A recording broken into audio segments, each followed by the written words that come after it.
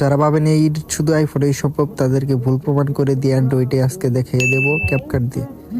তো ভিডিওটা অ্যাড করে ভিডিওটা কি করবেন, ডুপ্লিকেট করে নেবেন। ডুপ্লিকেট করে ওভারলে করে ভিডিওটা টেনে এনে ব্যাকগ্রাউন্ডটা রিমুভ করে নেবেন। দেন ব্যাকগ্রাউন্ড রিমুভ হয়ে গেলে ইফেক্টে গিয়ে স্পট ব্লার ইফেক্টটা সিলেক্ট করে দেবেন।